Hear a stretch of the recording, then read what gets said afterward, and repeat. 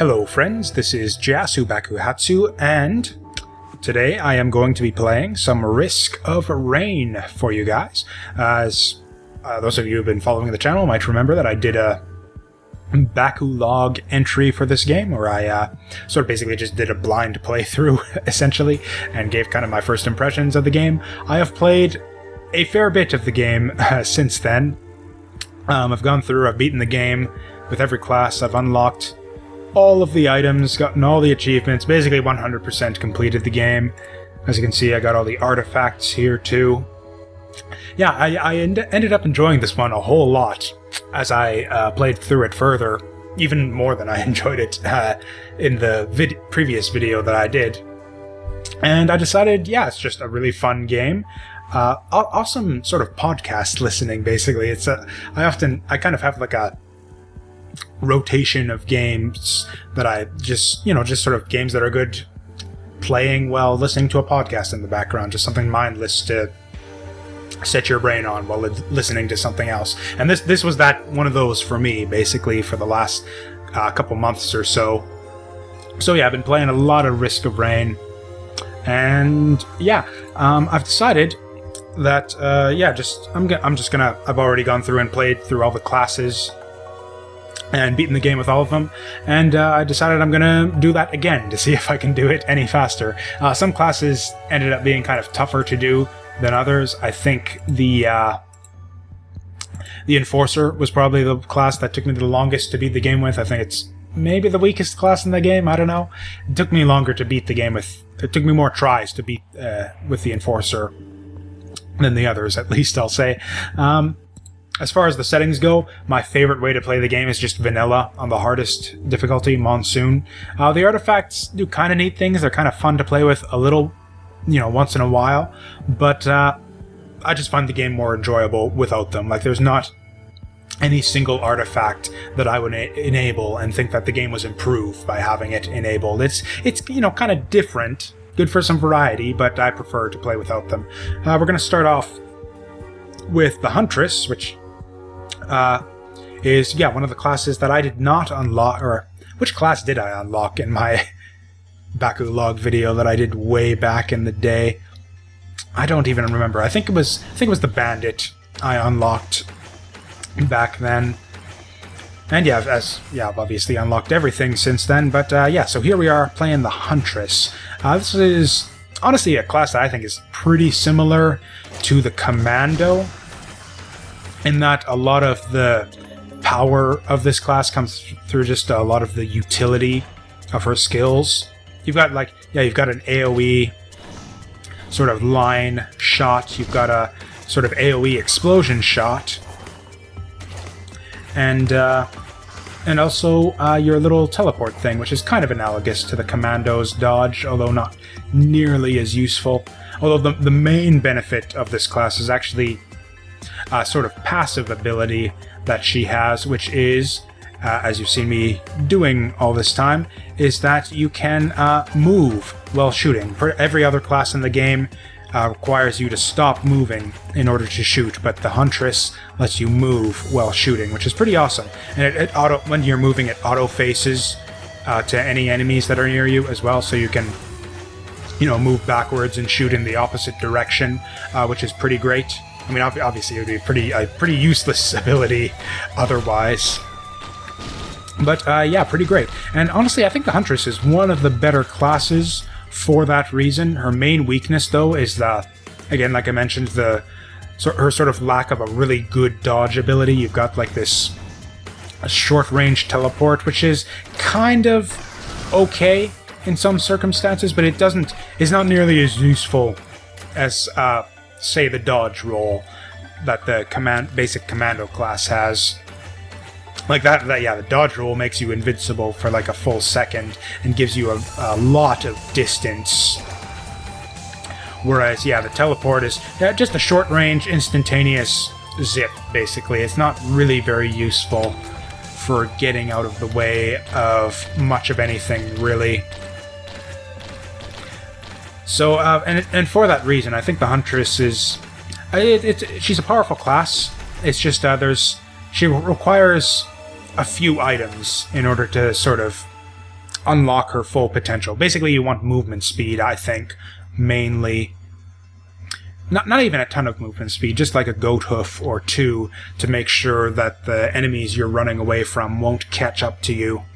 And then double jump is also fantastic as well. Just generally sort of mobility increasing items to sort of overcome her lack of any good evasive skills is mainly what you want with this character, I think. That and also some way to increase her damage as well, since, yeah, obviously you can do a lot of attacking with your basic attack on this character. So yeah, attack speed is also very nice. Critical hits are also very nice. Cooldown reduction, also awesome. Since this is, as I mentioned, a character who relies a lot on abilities for her damage. I still haven't quite gotten a full bead on like what exactly when the Huntress will auto-face. Ooh, and there, speak of the devil, do I want crit or do I want attack speed? I think typically I want attack speed to start off. I think it just kind of gives, at least the first one, kind of gives you a lot of bang for your buck. Oh, and hey, there's the exit. I've kind of changed. So yes, since I did my Baku log video where I kind of had no idea what I was doing, I've definitely learned a lot more about the game since then, and I've also, of course, started playing on the hardest difficulty setting as well. And honestly, playing on Monsoon kind of takes away a lot of the sort of risk-reward between taking your time in levels versus trying to speed your way through them. Because yeah, before I thought there was like, oh, it's kind of neat where you can choose to either go through quickly to try to keep the difficulty down so that things don't get too unmanageable, or you can take your time and try to become a lot more powerful by, you know, going through, getting a lot of money, getting a lot of items, but at the same time, spending that time makes the game harder, since of course the difficulty is going up steadily the more you dawdle in between going through each stage. Whereas I've actually found with a bit more experience now, especially on Monsoon, you pretty much always want to go more towards the collecting items strategy as opposed to the speed through and keep the difficulty low strategy.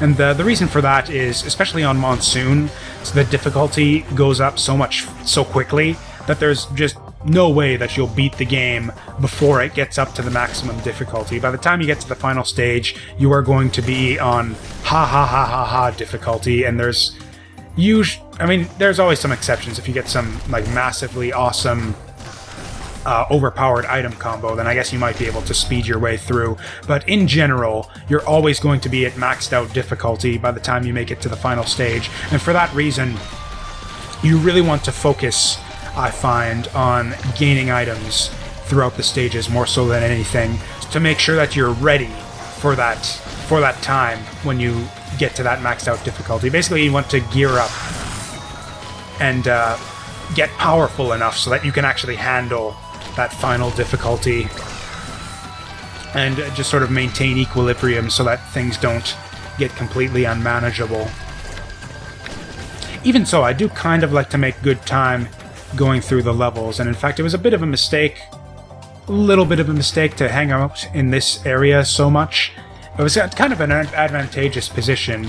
Taking advantage of the terrain is a big thing in this game, I find, as well, especially if you can get the enemies sort of stacked up on a faraway platform and shoot them from a distant platform. That's often a very strong, or honestly trivializes a lot of the teleporter runs in this game, where you can just get them to teleport in on a place where they can't even get to you and just shoot them from afar, which is a bit cheesy, but sometimes kind of necessary, especially in the early levels where you don't really have a lot of firepower to deal with all the dudes teleporting in all over the place.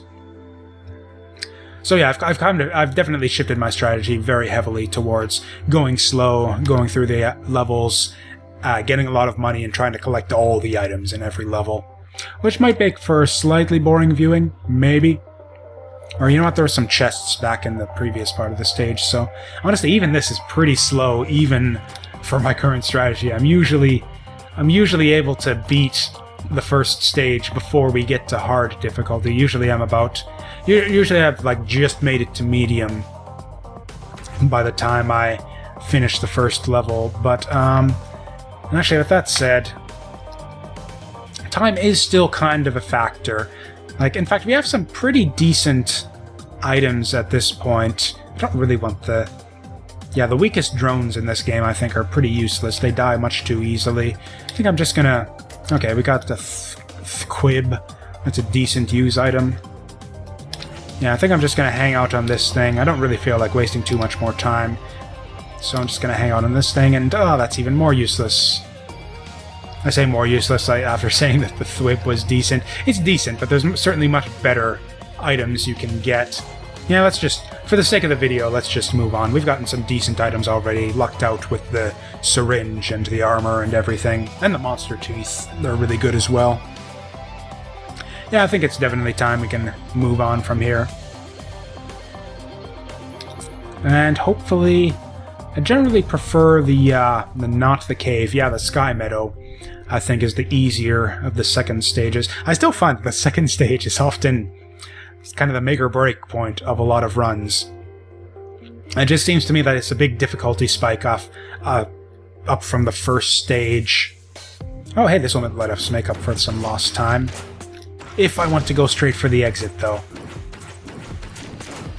I often don't like going right for the exit just because if you go too early, it usually means that you won't get enough money from killing monsters to get all the items in the level. So, yeah, we'll just hang out and kill some stuff just for a little while. Maybe enough for like a chest or so. Actually, I could check out this. Oh, I'm getting no luck on these fucking luck shrines. They're generally not worth it, really. Like, you can get some good items. Sometimes they'll give you like a tier 3 item or something, and that's always good. But, yeah, it gets pretty pricey pretty quick. Although, I guess with that said, we've got our dice, which improves things a bit. I don't know how to approach this playthrough, whether to assume that you guys are familiar with all the items and, you know exactly what Risk of Rain is all about and everything.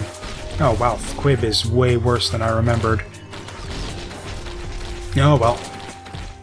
So yeah, basically I've got the syringe, which increases my attack speed, which, like I said, is exactly what I want.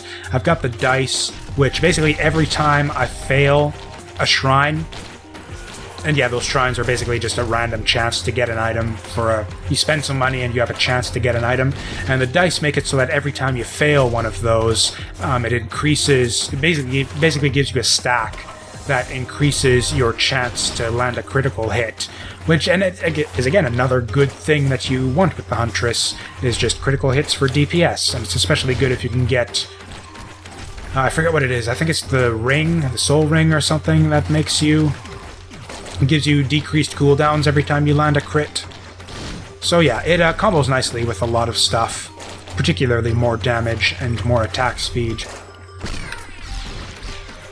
Okay. Things are going decently so far. This is a nice little place to hang out. Like I said, kind of that nice terrain bonus. Oh hey, it's 56 leaf clover. That's a good one to get in the early game. That'll make it so that elite monsters will have a chance to drop items, and these all suck. Let's get a random one. That is decent, I guess. Taser has a chance to snare enemies when you hit them, which can be good against some of the bigger, more troublesome enemies, although generally I prefer damage to just...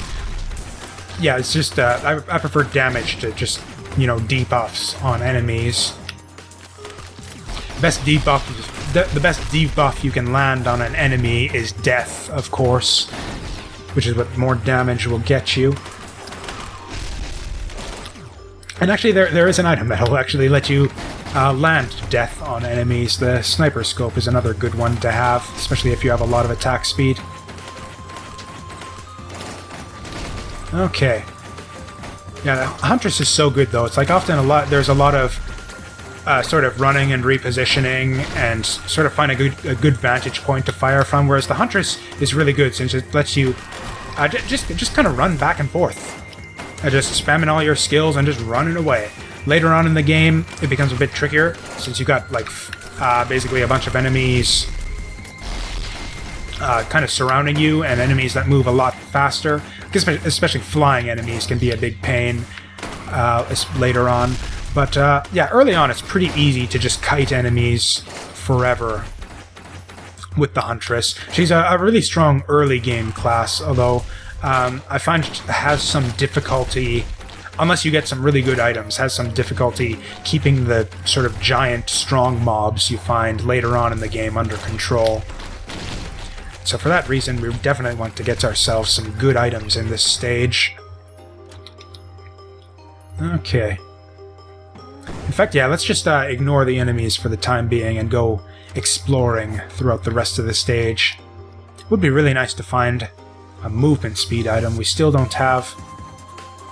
We got the repulsor armor, which I don't actually think that armor actually reduces damage on you. I think it just reflects the damage, which is not very useful on the Huntress, since she can't really take very much damage in the first place anyway, and there is not a fucking thing over here. How wonderful. Well, that was a big waste of time then.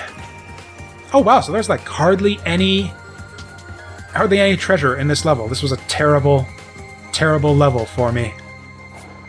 Sometimes you just get bad luck in this game, I guess, which is a bit of a shame, although, you know, you can kind of or at least with certain classes, you can kind of overcome that just with sort of player skill and, you know, dodging enemy attacks and whatnot. Although you really do need some kind of ability to do that, just like your basic movement is not enough to dodge a lot of enemy attacks, especially against certain bosses. Like, in fact, I was talking about the Enforcer before. That's the Enforcer's biggest problem, is he doesn't have any evasion whatsoever. Not even... basically no useful evasive abilities whatsoever. He's all just tanking and defense, which is worthless a lot of the time, because the enemies just do way too much damage for that to be useful. And anyways, yeah, the Enforcer is like sort of where you start to find just how futile it is to try and avoid enemy attacks a lot of the time, unless you have some kind of evasive skill.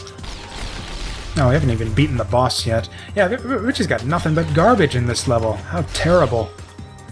We got like, what, two luck shrines, and I got like a chest earlier, I think. Not even a chest, no, it was a random item off of a shop.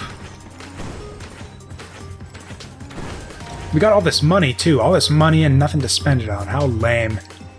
That just happens sometimes. Oh yeah, Huntress is... like, Huntress wants a lot of items to sort of be super good, but she's a pretty decent class,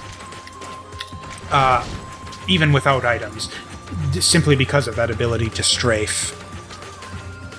Or to move and shoot. Oh god. Well, okay, at least I'm stacking up my crit, at least. That's like, what, 3 failures on the shrine so far. Okay, and this guy is going to explode into a bunch of wisps, and I think it's 4 or 5 failures on the shrine so far.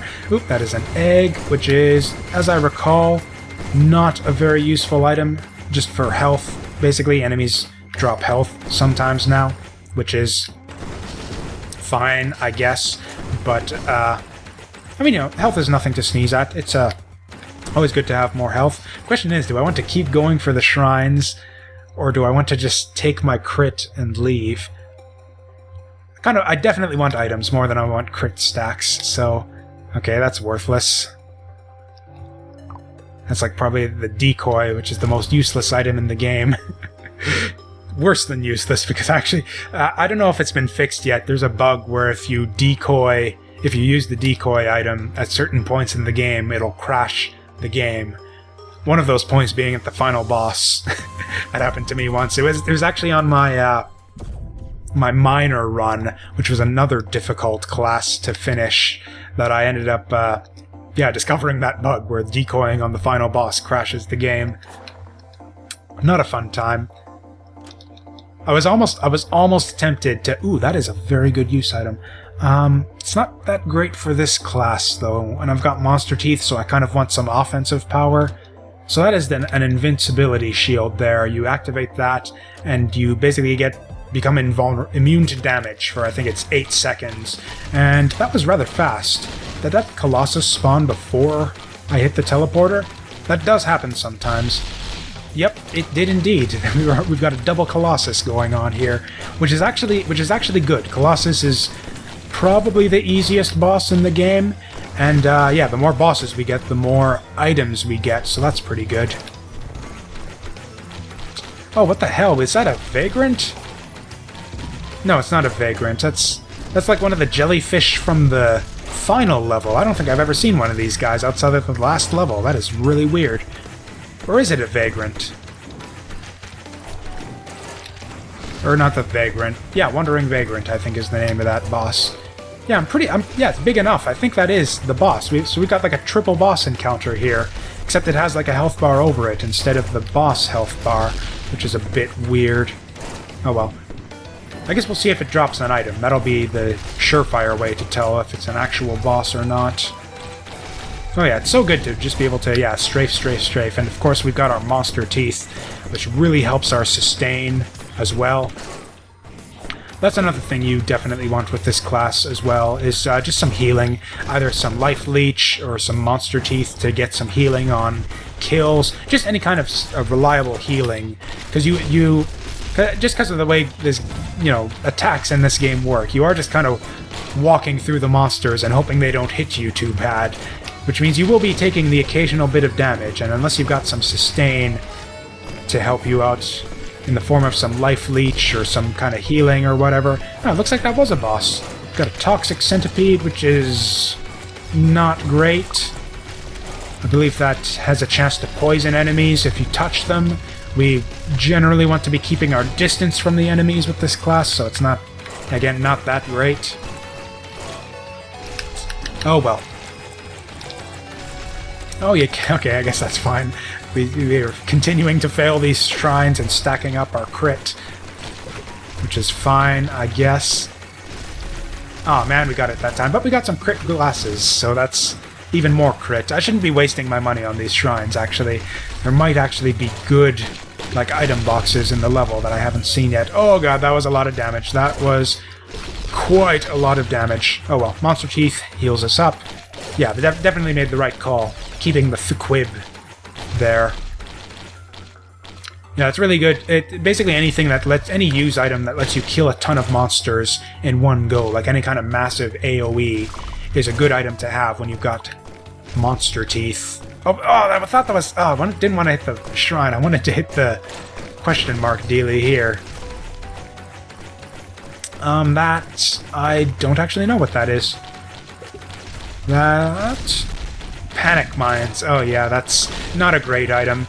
Drops a bunch of mines, which are pretty strong mines, but they only drop when you're low on health, which ideally will never happen. Okay. Get some damage on the Colossus. Oh wow, 60 enemies. That's a lot of enemies. We gotta... Yeah, we don't really have a lot of good items at this point. Yeah, our DPS is kind of pathetic. Ooh, hello. Bundle of Fireworks. This is a fantastic item.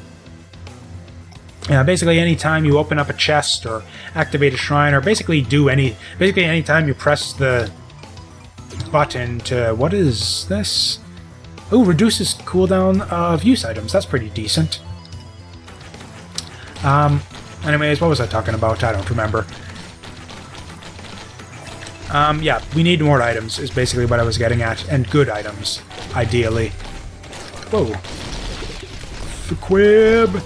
Oh wow, that is quite a cooldown reduction, actually. Isn't this thing like... I think this thing is like normally like 45 seconds or something, and that lowers it to 32. Awesome. Oh yeah, and I guess the sort of the tree-dropping health plant thingies are nothing to sneeze at either. It's like we got the Monster Teeth, so we get health on monster kill, and we got the trees, so that monsters drop health on kills, which is pretty awesome.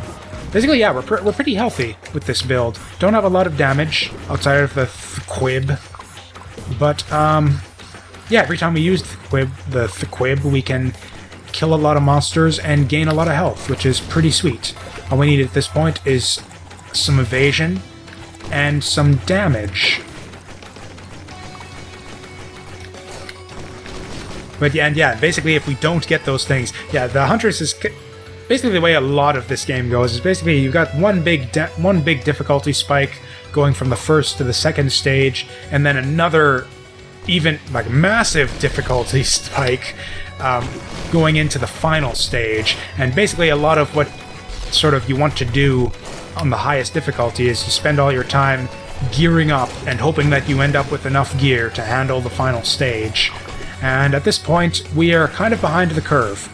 If we don't get anything good within the next couple levels, I will not be able to beat the final stage, which sucks. It's kind of annoying the way the game is set up like that, because oh yeah, and I don't think I finished explaining what the fireworks do. Yeah, anytime you open a chest or collect an item or anything, basically anytime I press the square button, you launch off a bunch of fireworks that go around and home in on enemies and damage them. And it does quite a bit of damage, and it's actually a really good way to kill enemies before the teleporter activates. Or it's an especially good... Yeah, basically if you need like a good, easy way to kill a bunch of enemies to sort of farm up money for chests before the teleporter activates, yeah, fireworks are a good way to do that. They have really good single target damage, which is good for before the teleporter gets activated, since enemies tend to be a bit less dense at that point. Whereas after the teleporter activates, the fireworks kind of spread out all over the place and home in. I don't have any idea how to get that chest down there. There's like hidden walls and invisible ladders and stuff that I've found to get you to some of those kind of seemingly impossible treasure chests, but I've not found any way to get into that one. I think that's the only one, actually, the only treasure chest in a wall in this game that I haven't figured out how to get into yet. Or yeah, maybe I should spend some time sort of clarifying some of the misinformation that I kind of spread from the Baku log video. So, before I sort of talked about how this game is like kind of a roguelike in that it has randomized levels and randomized items, and actually the amount of randomization of the levels in this game is actually not nearly as much as I thought. The levels aren't actually randomized that much at all. Basically, there's basically two different versions of each stage. Like in the first stage, you can go to either the forest or the dried lake, and then the second stage you can go to either the cave or the valley, and then this, I think it's, yeah, either the underwater place or the snow place. So there's basically two different stages you can go to in each level, and then there's two different variants of each stage. So it's basically 4 different maps that you can possibly get in each level, which is not, good for some variety, but not a ton of variety. But, it's not hugely varied. It's not terribly random. So I definitely wouldn't say it's like roguelike level of randomization. The stages are not procedurally generated in any way whatsoever. It's just, oh my god, this is going terribly. Yeah, those blue champion monsters are pretty much the worst, the most difficult to deal with in the game. They kind of screw over a lot of classes. Huntress is one of them. Huntress, you spend a lot of time sort of walking through monsters and hoping they don't attack you. Whereas, yeah, the blue elites just kind of fuck all that over, because when you walk through them... Oh, and right at that moment it gives me another fucking one, because, yeah, anytime you walk through a blue elite, it damages you, and for a lot of damage, so... Yeah. It's pretty much bad for any class, really, but it's worse for some than others, especially classes that don't have any good evasive maneuvers to sort of not get... Oh my god!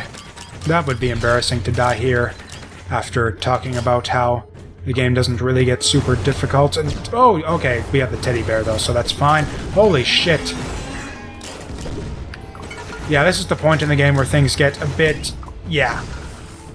like I said, at this point in the game, you get a lot of really fast enemies and a lot of flying enemies, which are, yeah, unless you have some good movement speed to get away from them, you're pretty much fucked at that point with the Huntress. Yeah, just being able to move and shoot won't save you at this point in the game, because you need to be able to outrun the enemies, who get pretty fast at this point. Even the other version of this stage has a bunch of flying enemies that'll screw you over. So that was just kind of some bad luck. We didn't get our movement speed items and our, you know, sort of mobility items that we needed for this point in the game. So that's just kind of what happens. This is a fairly random game. Like, it's simply not possible to beat the game 100% of the time. If you don't have the right items with certain classes, you just won't be able to avoid the damage, and you'll just die. I could have probably played that a bit better. I didn't need to take all that damage off the blue guy down there. I could have just run away, then I'd be at higher health. Could have played this smarter for sure, maybe survived, but yeah, it's going to be my first attempt with the Huntress, I guess. And so I've decided what I'm going to be doing here is I'm just going to be going through and trying to beat the game with each class again to see if I can do it kind of more consistently. And yeah, just to give you guys an idea of how it went first time. So I haven't really played through a ton since I played through with since I beat the game with all the classes. I've done a bunch of commando runs trying to get a bunch of the achievements. I've done some Huntress runs.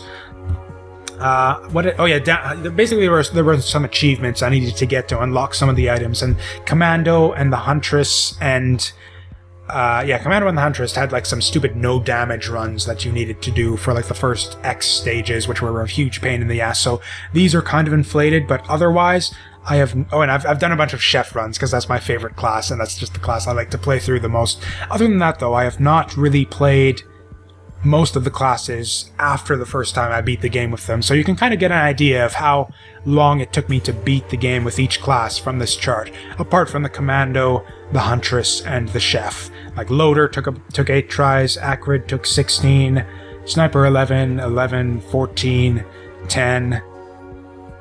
Yeah, basically the bigger the piece of the pie it fills up, the harder that class was for me to beat the game with, other than the Commando and the Huntress. Oh, and also I've encountered a weird glitch where, yeah, it's not letting me click on this back to main menu thing when I go into the stats page. So it's like the only way out of here is for me to go into the options menu and return to main menu. Also another glitch where it's not filling in some of these items. It's like you like do whatever feat you need to accomplish to sort of unlock the item for future playthroughs, and then once you actually collect that item, so then yeah, basically these used to be all like question marks, and then once you unlock the item, it gives you this little grayed out bit telling you that you've unlocked the item. Like you can see here that to unlock this I needed to survive in lava for a minute, and that's done. So I've unlocked all the items, and then after you actually collect the item, you get this sort of encyclopedia entry for that item where it tells you what it does. But for some reason, like I've collected all of these items before, but for some reason it just doesn't want to fill them in. Like, yeah, you can see I collected the syringe on the previous run, but it's still not filling that in. I've collected this one, and this one, and this one a ton of times. I don't think I've actually seen this item yet. I have no idea what it is or what it does. But all these other 4 I've collected before, and it's not filling them in for some reason. So alas, the 100%... Yeah, the 100% completion rating will forever elude me, because it's not at all possible for me to fill in those last item entries, which kind of sucks. Anyways, that was just a lot of rambling for no reason. And so yeah, that was my first failed run to try and finish the Huntress. So yeah, I guess we're just going to go through and do another one right after the cut. I'll cut the video here, and then the next one, we'll see another Huntress one. So I guess, yeah, until next time, thanks for watching, and keep it real.